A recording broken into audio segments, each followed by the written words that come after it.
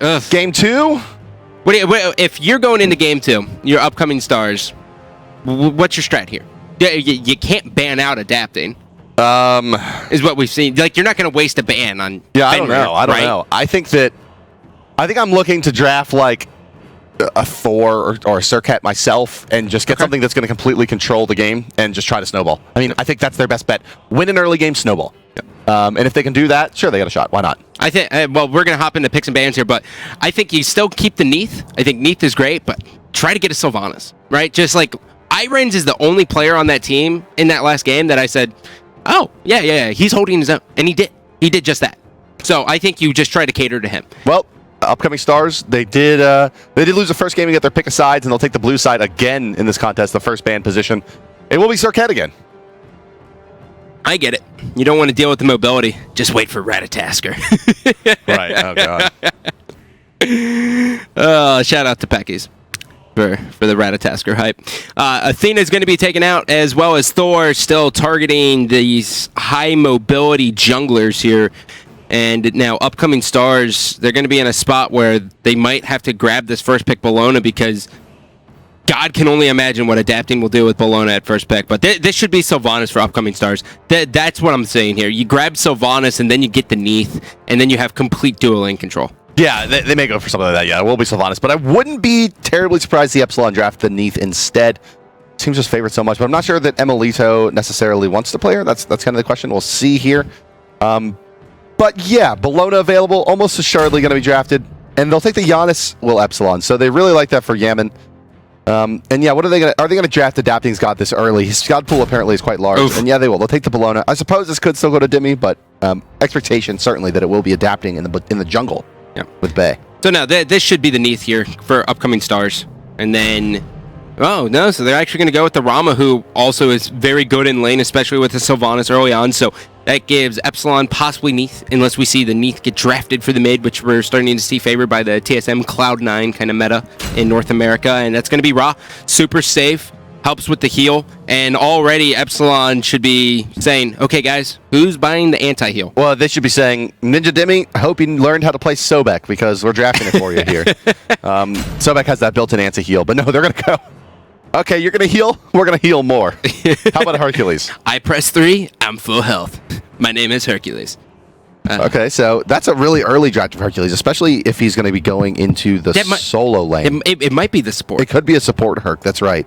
Raffer, it fits Raffer's general playstyle. I mean, he tried to play Thanatos as a support, right? So, all things told, I think that he would love to play these more damage-oriented supports where he can. The Fenrir's, Hercules, Najas of the world definitely fit into his general feels. Yep. And that's going to be, they're going to ban out the Fenrir. So to make sure that upcoming stars doesn't get the same advantage with the Fenrir going up against the Bellona as they had in game 1. So they take him out. They're going to pick up Tyr. Tyr will be entering his way into the solo lane, giving them another sense of frontliner here, as well as a little bit of heal as well, switch stance. Yeah, this draft, what's curious about this draft is that both teams have drafted these squads and continue to draft in this, both teams want the fights to go for 20 minutes. They just want to continue to fight. Hercules wants to fight for a long time. Bellona wants to fight for a long time. Obviously, the Hunters. Max City or Janus wants to continue the fight. Tyr are very resilient. 2 healing cores as well on the side of upcoming stars. It's these extended engagements and who can come out ahead. And this final pick from upcoming stars should look to kind of sway that in their favor. And it's the Chronos, exactly that. Again, another god that excels in these long, extended engagements. He can rewind and re-engage. I love this pick. I mean, just so smart from Epsilon. I think they've won this draft as well. I mean, unless this Ymir Tyr gets off to a very good start, the both of them to control the fights, Bellona, Hercules, Chronos should have their way. Chronos is going to have a hard time versus the Tyr, though. I mean, yes, he's going to have the poke, but if Tyr locks him up in a power cleave fearless, I mean, he's going to eat him. Tyr destroys mages. Yeah, but he has to get to I wouldn't be surprised, I was going to say, and we do see it, him to load out with beads on the Chronos. Oh, yep. So he'll just take beads to rank 1 and just... He gets 1, right? Yep. Every few minutes, he can not die to fearless if he gets hit by it. But it's going to be important to, basically dodge everything. Yep. And that means, he's going to have... What is that? He's got 1 pot, 1 ward. to start off the game here. So as we get into this one, upcoming stars, that will be Cheerio on the Ymir. Now, Ymir jungle, you hear stories of this god in the jungle, but his problem is early on he kind of like drunkenly stumbles into these team fights until he kind of gets blinked there, right? Mm-hmm. So, I mean, does he have that potential to get these early game kills versus him? I mean, it's a pretty mobile team still when you're even looking at it. I mean, Janus, Chronos, and then Bellona.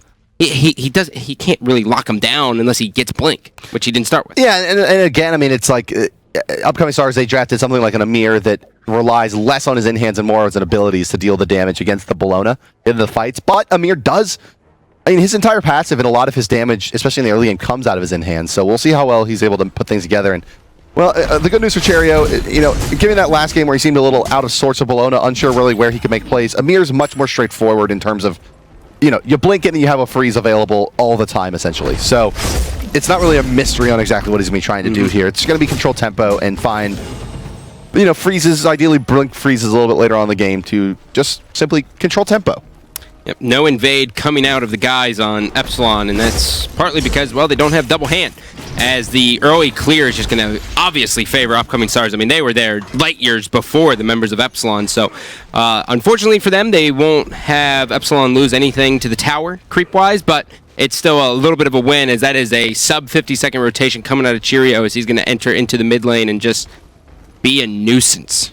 Trying to bait out the portal there, not get sucked up, and we'll be fine helping out the Ra a little bit with the clear. Not that he necessarily needs it versus the Janus. Ra, a little bit better in that department. But if you are just joining us, guys, this is game number 2 out of 2 between upcoming stars and Epsilon. It's our first set of the day. We got 2 more coming your way after this one. And this is the Smite Pro League Season 2 Split 2, powered by Curse Voice. And upcoming stars looked for it. They were looking for it. They wanted to go for those back harpies, but wisely Epsilon said, hey guys, we should probably check our back harpies. And just like that, Cheerio, they still have the push advantage, so I wouldn't be surprised to see them shove this and go to their back camps, which it looks exactly like what they're going to do. Yeah, they're going to go ahead and fall back, not wanting the same thing to happen last game, but without that clear. And a fairly low on the side of adapting there. It will be free clear for them. So upcoming stars already off to a better start than last game. Yeah, and this duo lane is going exactly how we thought it was going to go, right? Sylvanus and Rama just going to keep this wave shoved all the way up. And yeah, that was a Hercules support, which I forgot to touch on at the beginning, which is still good. I mean, there's a lot of kill potential in this lane. It really just means that Raffer has to be careful, as now Bellona will rotate in here, as this will be the tier forced to dash out of that one. Fearless away. Yep. So he was fearful. He was scared. He was not less of fear. Oh my goodness. Yep. 40 seconds here until these mid harpies are getting ready to come up here. It'll be curious to see whether or not we will see Raffer get the better of them here. I mean, he can knock up this back wave and driving strike through it, giving them a little bit of advantage on this clear, but he has to put himself in so much danger to do it. Yeah, there's some danger of getting plucked back by the Sylvanus, but there's not a tremendous amount of kill potential until Sylvanus has his ultimate available for Ram, and really all of, I think, the opportunity to get kills in this lane does come from that Ram ultimate. This is a tough rotation coming out of Raffer here. It's just unlikely they can find a kill. I mean, they'll need to hit a Ra snipe in addition to all the rest of their CC, I think, to get the kill at these mid camps. It's just the power of Hercules. But instead, they're going to freeze him out and put the CC chain together.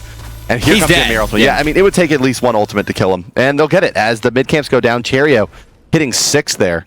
So he's off to a great start, in fact. Yeah. Cheerio's been everywhere. He was able to shove it up early, and that's partly because the clear of Bellona Chronos early on just couldn't get him into lane fast enough. That's right, yeah. Bellona Chronos, and even now Bellona Janus leave a lot to be desired in the clear department. Yeah. It really, until Janus gets these Shoes of Magi online, which actually, we might see full utility out of him this game. Just because he doesn't have that 1-2 combo with Fenrir, as well as he also has more magical damage, which Ninja Dimmy, if you're a Chronos, Shoes of Magi feel nice. They fit the shoe nice. Well, he's going to head back. No, he won't. That was just bait. I lied.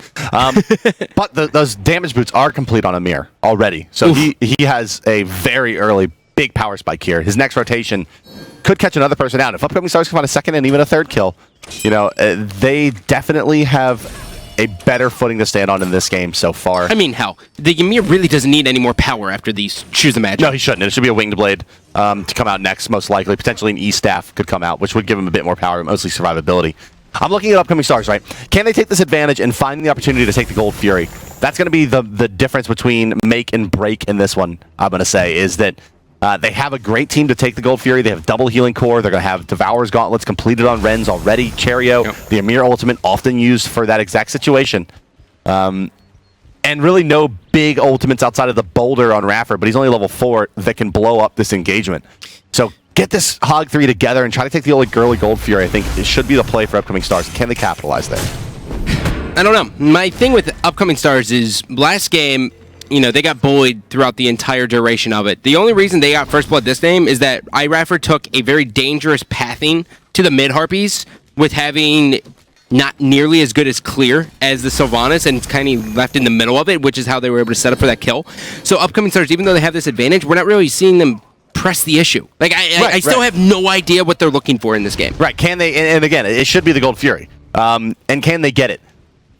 But it's a 2-level advantage for Qin over Hercules for Raffer. So, I mean, they should press this advantage. You're right. How can they do it? Cherio wanting to set up something here in the mid lane, but it's 4 members of Epsilon on the left side, left jungle back, taking the red and purple buff respectively. Cherio is going to kind of move forward, and they may look to just defend this and time it out. Cherio still just stumbling around into the jungle of Epsilon. He's really waiting on this one, and they're trying to catch him. Yaman forced out the beads here. He's going to go straight through. Beautiful portal. I thought that was going to bring him to the Harpies. Sneaky, yeah. That is knowing your god very well, adapting, trying to chase him down here. He's going to get rooted out, as now the Ra will come and join the party as well, and Bellona does have to be careful. Cherio is going to have this freeze online very, very soon, and he's going to miss just it. Off the mark. Yeah, they could have tried for the snipe there. The blink was not up on Sylvanus to looking for that ultimate, the Wrath of Terror, to come out after the blink, so I don't think it's going to happen. I think they both went to Qin still. Did they split? I think that was a split. It looked like it got it with the Scourge. Perhaps. Cherio, he's in position for the right side camps, and doesn't look like he's going to be denied as that Hog is available, and down they go with the Glacial Strike. It's funny, Epsilon thinks they're at a humongous disadvantage in these team fights, but I mean, all things told, these charts aren't crazy at all. I mean, it's very close. It's very, very close. They can do it, but they're playing very, very timid. And I think it's probably just because Raffer's just a level behind. And when you see your support behind, you're like, well, if we lose this next team fight, he's basically out of the game. Yeah, but no Hog 3 up yet on Sylvanus, so you can't be too worried just yet. It would take all 5 members to take a Gold Fury in any reasonable amount of time now for stars. But yeah, I mean, that's one of the main things that Jungle Ymir excels at is early Gold Furies. Those Boots of the Magi plus his ultimate is just so much damage. Yeah, it shreds through that Gold Fury. Chronos, as we take a look at hi-rez and Emilito using branching bolas very nicely, but this is going to be Ninja Demi. He's going to spot out Cheerio. He's going to hit the accelerator. He's going to hit the stun as well. Through space and time will come through. Beads forced out. He's going to go ahead and rewind here. Will he be able to have the damage here? And he doesn't have it, but look at just Cheerio get shredded by Ninja Demi here. They did plenty. I mean, God, he doesn't even have a Doom Orb. He if just that has Janus ult would have been on Mark, they had a potential to kill the tier there, but he just missed by a hair. But the coordination is there. So that's the takeaway. Adapting and Yaman. If they can find Qin, this should be their Gold Fury over the top. Roma Invicta. Frosty in some trouble as the bludgeon hits the Scourge as well. The Boulder. And down you go. You don't have time to channel there. Yep. Rest in pieces there, my friend, as now Qin will watch. Sausage is here, so they do have a decent amount of CC that they can kind of try to fight for this. But, I mean, Raffer, wow. Sausage is going straight in. He's going to get plucked up, and then Driving Strike forced out to the Lawbringer here. Ninja Demi able to take out a kill as well. And this is going to be the bludgeon into the Scourge, and now soon Shield Bash, but we're just waiting on the cooldowns here. Sausage trying to run away. Adapting, you realize he's bit off more than you can chew. The power of tier there, the Sylvanus heal plus his own heal. But in the meantime, we didn't mention it, Cherio easily soloed down by Ninja Demi. And now Demi will take the tower as well. So Epsilon threaten the Gold Fury and split the map and kind of force that 1v1, and it's so disadvantageous for Cherio. He just had nothing that he could do there. You want to talk about gods who excel at something? My man Chronos is able to tank through towers faster than anyone. He is one of the best at it. If not the just best with the rewind, you mean? Yeah. Ability to shrug off that damage, go back in time, heal back up. And now the Doom Orb. So the damage just gets worse. Yep. He's won this lane. Yes, this is all about the Chronos in this, and he's going to get easy farm too. He still has his tower up, and Tyr's just going to kind of shove it up for him. And now this puts Tyr in a weird spot if he wants to go into the teleport so he can fight for the Gold Fury, which is still yet to happen in this game, which we're only a matter of seconds away. I mean, it's really one bad mid-Harpy rotation that really is going to open this up, as we see the Curse ward there. I thought it was Fnatic at first. That's the Curse ward, killing the Titan ward. Yeah, looks good. But overall, I mean, the Ymir forced into the 1v1 on the far right side. Even with the first blood now, Cherio is 2 levels behind where Adapting has found himself. So it's really more important than just that they feed Chronos another kill by trying to have the Ymir lane against him. It slowed him down so much that he's behind now. 300 gold and a level and a half to Bellona. God, those wards are so hard to kill. I mean, when you place a ward behind the Gold Fury, you're basically praying to God that you're able to get the Gold Fury pulled on the enemy so you see him and then get guaranteed damage. But Star's just a little bit off the mark there with that wall, trying to lock down Raffer, but no dice. Tyr has made his way back to his solo lane where, well, you can see he's pretty good at chunking away Ninja Dimmy, but every once in a while that rewind comes up and he's just fine. Yep. And now Sausage still trying to just force the issue. He's going to go straight in, look for the blue buff here, and he's going to accelerate on this. He's just baiting it out. Great job by him. He's going to heal up on that as well. He's going to get stunned out, and now he's going to back up. But you can see the idea of what he's exactly going for. If he locks him down in a Fearless, I mean, Ninja Dimmy will fall. Yeah, absolutely. I mean, the Fearless will do plenty of damage. And then the Lawbringer, again, as you just saw on the tooltip there, I mean, his ultimate will need to be used as well to find the kill, but it's unlikely that he's going to be able to get it out in time for the Chronos. Here's Raffer taking a lot of damage, going to try to make his way through the portal, but knocked off by Rathatera. And the alley-oop comes through from that Ymir ultimate. Stars find a big play to kill the enemy support. Can they capitalize with the Gold Fury now? Still 4 members alive for Epsilon in the area, but they're being zoned out wide by Cherio. The fight's continuing. Gold Fury getting low. Wow, Emilito still going through space and time's going to hit as well. Gold Fury's going to get unleashed. Adapting finds one, looking for another one. It's going to be on Cherio. Cherio gets shredded through. Ninja Dimmy picks up that one. Tyr now juggling. He wasn't able to hit it. Branching Bowl is just doing so much. Poison darts getting ready to come off here. You can see the cooldowns of Tyr. He doesn't have them in there. It is only a matter of time. 1 second for Rising Jaguar. And he's just going to... Yeah. He's still alive, though. There was a great play to double back, and Emilito getting a little bit greedy there. He needs to give this one up. Not only is he going to take tower shots from the turret, but he's also got to deal with the little annoying minions as well, which they still hit hard. That fight belongs to Adapting. His initiation with Bellona was perfect. Amazing timing there. Even with the kill into Raffer, Upcoming Stars unable to secure that Gold Fury fast enough. And it's just that they dumped too much into killing Hercules. They didn't really allow themselves time to reset at all. And yeah, they didn't have access to those big ultimates, Ymir ultimate and Sylvanus ultimate, to zone out, and their backline just got rushed down by Adapting ulting in. But is that not what they should have done there? No, it is what they should have done, but I think they could have looked to reposition that fight and take a better fight, perhaps. I mean, or at least take a fight cognizant of the fact you don't have those ultimates to zone out, because what was their answer? Bellona just leapt to the backline, and they had nothing. Uh-oh, could be in some trouble. Sausage? No driving strike for Raffer.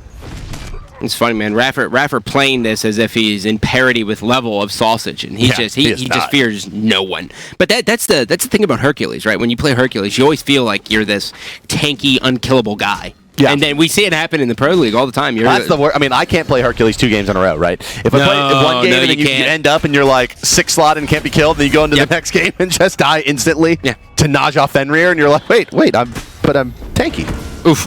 Bludgeon's going to almost get completely off there. He's going to fall straight through. Unstable Vortex mixed with Eagle's Rally. Cheerio. He's got Rathatera coming in as well. Yaman's still in the back. I mean, he's not even getting affected by this. The increased productions as well as everything else coming out from the Witch trying to keep Frosty alive. Frosty trying to go forward there, but uh-oh, here comes Raffer.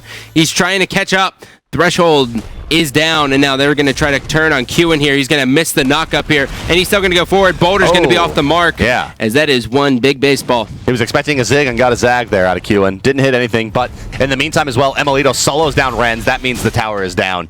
Sausage, he's in some trouble here. He was able to heal up off of the blue buff as well. Stop time here in 5 seconds. He has rewind available, so he's definitely going to die. This accelerate now. One more bubble. No, the blink away. Yep. Worth.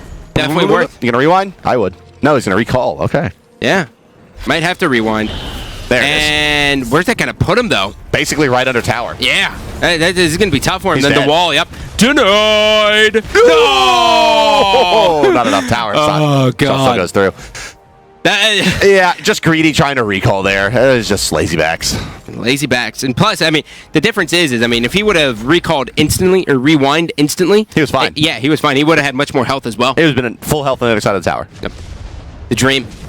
The dream. But Epsilon, they were able to lose one here, but it's been all about them. They gave up first blood, and Upcoming Stars at the beginning were going toe-to-toe, but now we're in this spot where Epsilon hits their groove, and it really just kind of starts with, as soon as Adapting gets one kill, Epsilon just never looks back. It's been so long since we've seen the Stone of Gaia come out on the solo laner, but it's been forced out of the tier to deal with the Chronos, who has such lane dominance. And, well, now this sets him up for an awkward position. I mean, we've seen basically mystical males rush across the board in the solo lane now on these bruiser types.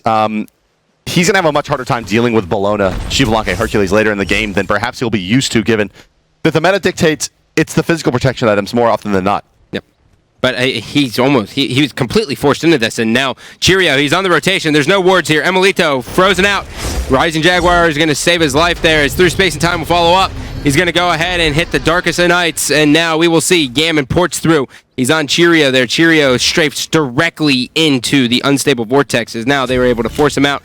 90 seconds until this Gold Fury comes up. And just like this, the poison dots will hit, and now Raffer will save his teammate's life, potentially, as he will run straight in, still trying to stay alive. Cheerio able to pick that one up.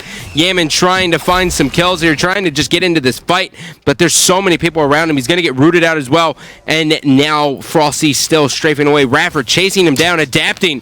Everyone on this team just has, like, tunnel vision right now. They just want to kill Frosty, and I get it, Raw's annoying, but they'll get him. You got to be careful with that.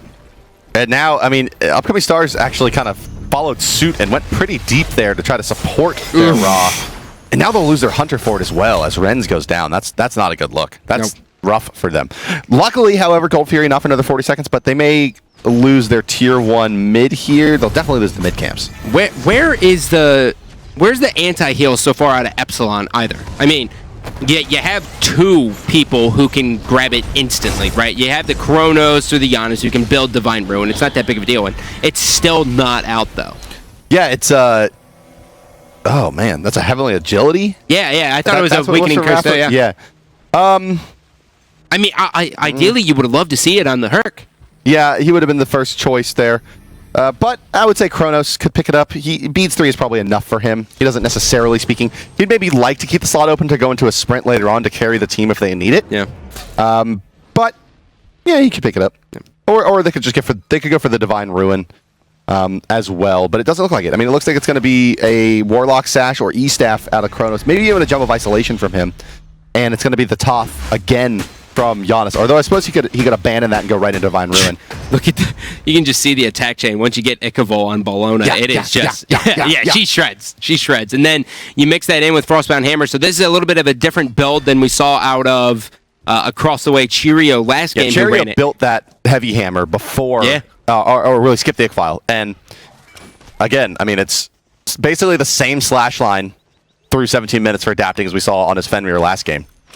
It's 6-0-3. Sausage in an Epsilon sandwich right now. The boulder will be right off the target there. Sausage now forcing the Lawbringer. Raffer's going to chase him down. He's going to get knocked up. Driving Strike coming off here. Wrath of Terror will knock him up as well. Adapting not able to get that one as Raffer secures that. Rewind will hit, bringing him all the way back into the mid lane. 4 people stacked up on the raw heal as they will look to counter-initiate this again. And Ninja Demi still all by himself. Blink Ymir that's going to set this one up. The ultimate's already been used by Sylvanus, and well, we saw in that last engagement exactly what the issue is with that Stone of Gaia. The 2 physical damage cores able to walk him down. Ron a lot of trouble, and Chronos cannot be denied as he moves forward. No, just off the mark. Skirting away is Frosty. Adapting hasn't got the call-outs here. He's just waiting on the Rama to drop down, and soon you have to wonder when this shield bash will be coming up. There it is, plus the bludgeon, and now the Scourge is going to get rooted out, though. The Scourge will be good. And now it'll be Raffer trying to get yet another kill on his Hercules, and that was a perfect pluck out of him. Adapting will be able to secure that one as he's going to try to heal up off this wave. Demi was, Demi eventually was picked up by Cheerio there.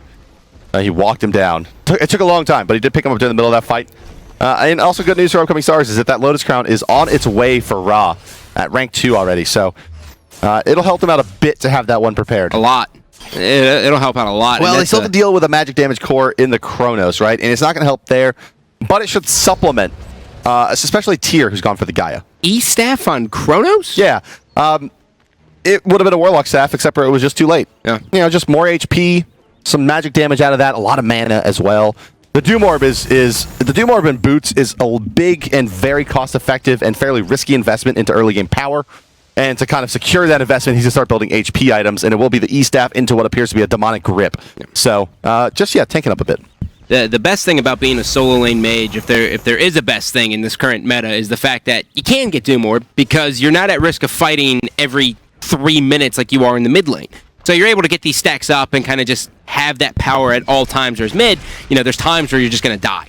And there's nothing you can do about it. Yeah, you're more at risk of dying to the jungler than anything else. And with a Ymir, with good warding, you should be able to see it coming. It's not like the Thor, Thanatos, something like that's going to be able to initiate from some kind of awkward angle that you may not have wards at. The Ymir pretty much has to just walk up to your lane. So maybe feeling a little bit more powerful in this situation. Qin, Wrath of Terror kind of forced out here again. Didn't really hit what he wanted, but adapting fairly low in this fight with the Eagles rally just dominated. Yeah, raw searing pain there, just not enough there. Yaman through space and time is going to bring his whole team directly with him as well.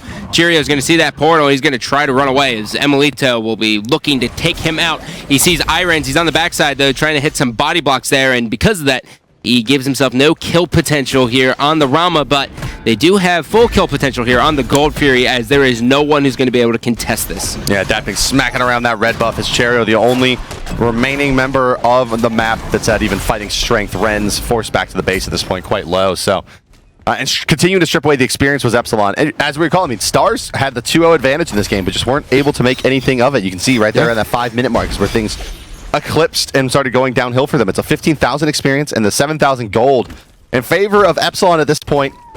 And Cloak of Concentration, Ymir, Qin did significantly better. Can we take a look at the player damage chart this time around again? And we'll see Qin, in a much more reasonable position. But Chronos, a monster. Xbalanque, 4 members of Epsilon, way out ahead. And ultimately, it looks here like, the Chronos is dealing more damage than Tyr and Rom combined at this point. Yeah, by 2K. Yeah, by a little bit there. Yeah. So he's ahead. He's ahead by a bit. And look at the net worth charts as well. Bellona leading all players by a lot now. Yep. That's gross. Considering especially how good of a game Ninja Demi has had, farming up, getting a Doom Orb, finding some kills in his own lane, early towers, to still have a Bellona's adapting ahead is borderline criminal. Yep. And now Rafford just going to go ahead and start clearing out the base here. Clearing out all vision. Upcoming Stars, they know what's in front of them. They know that the Fire Giant fight is where they have to take this. They have to steal it. And all things considered, you have 3 blinks and you have 2 hand 3s. The steal potential is at an all-time high for the members of Upcoming Stars, but there's no Magi's Blessing on them to really help them get into there in case, they do get pulled. But speaking of pull, adapting, he's going to be forced out of this one, and now the freeze will hit Raffer. They're dumping so much into the Hercules. Boulder's going to come crashing down. Emilito's able to get one. He's in this match, just boxing away as Raffer's still managing to stay alive, and Branchy Bowl is just doing so much as he is just shredding through him. Poison darts down as well. Rising Jaguar, he's going to run over the threshold as well. Not enough to keep him alive, but you can see Chronos just wailing away at this tier, and down he goes. Rama's still alive, but I really don't know what he can do here. Luckily for them, they have so much heal on this team to where they can kind of weather this push of Epsilon. Yeah, basically a draw there. The 2-for-1 slightly flavors Epsilon, but Stars able to hold at their tower is a small victory for them. Yep. And it was big. Bellona that did a lot of the work in that fight. And one thing that's curious about adapting an Epsilon strat here is that they're basically looking to pick off Cheerio, it seems like, as often as they can get him. And so far, they have just been able to... you can see Cheerio trying to build towards that E-Staff, but he didn't have a lot of HP out of anything. only the Winged Blade, providing really much HP out of this one. Winged Blade's one of the best items in the game. And so because of that, he's able to be picked off, and they've really teed off on him. Yeah. Those 4 deaths factoring in heavily. To be fair, if you're on Epsilon and you look at the scoreboard and you say, okay, we have 3 times their kills, we're destroying them in gold and XP, let's look at their kills. The only real threat they have, if you're just going pure KD, is Ymir. He's the only one. And then behind that's Tyr, who's -3. It makes sense to prioritize him. Yeah, it's just a dangerous game because Ymir has a lot of HP, and if they don't burst him down and dump those spells into him, there's a high potential that Upcoming Stars is able to take the one back. But The counter initiations from QN, those Wrath of Terra ultimates, just haven't gotten enough done. I mean, a couple times we saw them comboed with the Ymir ultimate to find pickoffs on single targets, but they haven't had that game-changing blink initiation yet. This is a great fight for Epsilon. They see Rama all by himself here, and they're going to dump everything they can here. The wall's going to prevent him a bit. Bruce Jason Time's going to be able to help take out QN, as Cheerio now will likely fall next. The raw snipe will come through, but he doesn't have it. His Eagles rally will come crashing down on him. He runs right into a shotgun of Yamin. Destroyed. As just unstable vortex. Just you watch his life just instantly disappear. Again, I mean, the most impressive thing again in that engagement is the one and only adapting, preemptively beating the Wrath of Terra. He's 9-0-10. Oh no, I'm sorry, that was Mad Jazz. He's not that good. Yeah, no. It's not finished. It's not finished. He's that good. Oh, he is that good. Okay, yeah. He's that good. Yeah, so he preemptively beats away the Wrath of Terra. Basically what we're getting at here is that if you get knocked up, even if you beads it, it's not like you drop immediately, and it will disrupt all of your abilities. But by beadsing initially, you do not get knocked up. He doesn't have that downtime and is able to just crush Sylvanus. A small play, and I'm not saying that it was the difference between life and death for Sylvanus there, but it definitely was we highlight mechanics. Play. That's right, yeah. Highlighting the mechanics here, but that's exactly what Epsilon wanted. They saw that hi-rez, who, all things told, in game number 1, he was holding his own, he was dominating the lane, and partly because, Neath is just so annoying to deal with, but at the same time, they're respecting him as well, because they're at this 25-minute mark where hunters just naturally start hurting, and they saw him in the duo lane. So they're like, okay, guys, if anyone's here, we have to fight this, because we're not at risk of just having our life just deplete. You don't want life to pass you by. Yeah, and that's what happens when hunter's in the sky. Hashtag Rama. Yeah, much less Ratatasker. 12 seconds of immunity in the sky. I love that squirrel, man. I can't wait to see. I've yet to see the Reddit on what they think about him so far in the PTS, but I'm imagining it's like a 2-letter kind of response. Yeah, ow. Yeah, or OP. Oh, I thought. Yeah. Okay, yeah. That's more. I mean, Al would definitely work. So, 26 minutes into this one, it's 21-6, guys. Epsilon once again firmly in the lead, and well, both hands on the wheel, in the driver's seat, and every other analogy you can think of for winning, basically. Bowling without bumpers. Yeah, that's a nice plug onto Sylvanus. Maybe not the greatest target to find, but they will force out that Wrath of Terra, and it won't get much done, and that really stymies any chance for counter initiation on the side of upcoming stars. And this one seems to be pretty much all said and done, as adapting, crashing down on everyone. Once again, I mean, he really should be your player of the game again in this one, as he just completely dominated. Dude, I mean, this is... I was expecting Epsilon to come out very strong, but I wasn't expecting this. I mean, I knew they were good, but... I mean, this was a absolute thrashing. Yes, very one-sided. A very one-sided contest today. Poor Ymir getting just walked down. Yeah. Having those stats, baby. Who's gonna get it? Oh, it will be adapting. A little bit more. 11 kills now to his credit. A perfect game. Yeah, what is he? 11-13. It looks like 11-0-13. So he's involved in 24 of the 26 kills that Epsilon ultimately are able to get. Titan to fall. Upcoming stars loses both games in the set. I'm telling you, dude, the dream. Cyclone spin, fantasy, as well as adapting. You can sleep on them all you want. Yeah, cyclone spin, adapting, and what? Reels for your duo. Yeah. Reels is always consistent. Yeah. He's a point gatherer. Yeah. You don't want like allied, right? But I want allied. Yeah. On land you want allied, but again, I mean Epsilon. Front to back. I mean, upcoming stars, yeah, they had the first blood. But what I was worried about was you didn't really know what upcoming stars was doing. It was game like, 1, they seemed a little out of sorts. But yeah. I mean, we answered a question that I think most people would have expected to go this way, but were the worst teams in the Pro League last split better than the best teams in the Challengers Cup? And the answer was no. No. Enemy, as well as upcoming stars, go down to Eager and Epsilon, respectively. But is that a fair? Is that fair to say? Because most people would say that Epsilon should have been there as well as Eager. I mean, of course, so wouldn't it be an easier matchup to decide if maybe like COG versus Legion? Sure, but it's a fact, right? Yeah, it is. Okay. The fairness of it, notwithstanding, right? They were the worst team in the Pro League and got beat by the best team from the Challengers Cup. The answer is yes. The Challengers Cup best teams were better. Across the board here. Okay, I got you now. Now, will Legion be better than COG is a really interesting question, right? Is that second seed in the Challengers Cup competitive with the lower side of the Pro League? Yeah. And that's what we're going to see here for the rest of today, honestly. Yeah, it was a thrashing. This one was very one-sided. So let's take a look at the map control. Not quite as bad as last game. No. But still, 61% of the map went to the side of Epsilon. And again, I mean, the two things that you should stick out to you is Gold Fury. 2 Gold Furies not taken by upcoming stars.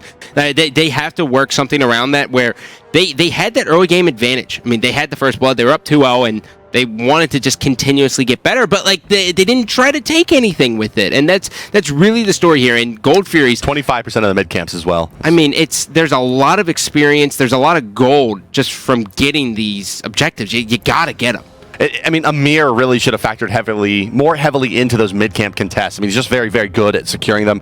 Freeze, similar to a Geb, right? Freeze, hog, it's free, but unable to get them. Yeah, completely. And player of the game, guys, no shocker here, is going to be Adapting. My God. He is fantastic. And on top of that, he's also on the line with our Cursed Voice interview. Mr. Adapting, how are you, my friend? Hey guys, I'm good, a bit sick, but good after the win, so... I had no idea what he said there besides. I'm good, I'm a little bit sick, but thank you for having me on, I believe. So, Adapting, you died twice in these 2 games, I think, and we're very dominant. Fenrir pick. So we're looking at the Fenrir Guan Yu pick and saying they first drafted Bellona, and you guys strategized to take 2 gods that didn't require in-hands to get the job done. Is that accurate? And if not, can you take us through the strategy in game 1? Yeah, that's very accurate. We picked them both. I mean, we began with the Fenrir pick because we know Sausage can play that as well. So we took that away from him, but Fenrir is really good against Bellona, and you can flex it in case we wanted to, because we had the second pick. So we could see whether they would pick something else for solo, or if they were going to run Bellona there. And so I just went Fenrir jungle then. And yeah, the Guan is really good solo. So. Gotcha. Adapting, it's safe to say that the teams are going to prioritize trying to ban your god pull out every single game. Obviously, that helps. I mean, you guys are able to get, kind of top picks like Sylvanus and Athena. Are you guys banking? That's the word. Banking on the fact, banking on the fact that you're going to get banned out, so it frees up like Sylvanus and Athena.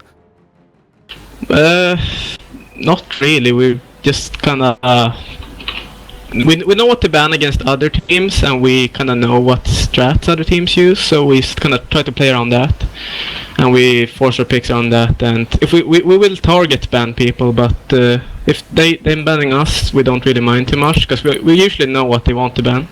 So Adapting, you guys coming out of the Challengers side of things and now into the pro circuit, at what point or what game in your schedule, if there is one, do you guys feel like comfortable that you've kind of made it? I mean, obviously, this is one of the lower end teams from the Pro League. Looking into your schedule to come, is there a game that you're looking forward to say, this is really our first test? Well, I mean, to be honest, it would probably have to be against Fnatic or Trig to see where we stand. Yep. Really. That's a good one. Yeah. All right, so Adapting, here's my question, right? You were a pro in Tribes. You are now a pro in Smite. Which one do you like better, man? I mean, I really can't. Adam, remember, Adam's listening. Adam's out there. Yeah, APC's listening, so be careful. I honestly, I think just the same, like, love both games. So like, yeah, I can't say one more than another. What you say is, I'm just a competitor and I love to compete. Yeah, and I love hi-rez. And I love hi-rez. What he said. Yeah. So Adapting, before you go, you have to answer the question. Chat is very concerned. What is your heritage? I'm half Asian and half Swedish. Half Asian, half Filipino. Sorry. Half Filipino, half Swedish, and that is a Swedish accent. We did it, guys. We figured it out. He's everywhere. He's around the world. A man of many talents and worldliness. Adapting, any call-outs, shout-outs, or whatnot before we take you off? Well, I'd like to shout out my stream then, twitch.tv/theadapting, and my teammates stream, iRaffer, twitch.tv/iRaffer, and also Emilito asked for a Twitter shout out, so Epsilon adapting. Search for that on Twitter. Dude. Awesome. What a good guy. If that's me on that interview, I just plug myself and I like him. All right. My Adapting. teammates are okay. I also love chat. The sweet Apino. Sweet Apino. Love it. My God. Thanks a lot, Adapting. Thank you very much. Guys, we are not done today. Coming up next, we have more European action that'll be brought to you by Bart and Adonis. Stay tuned.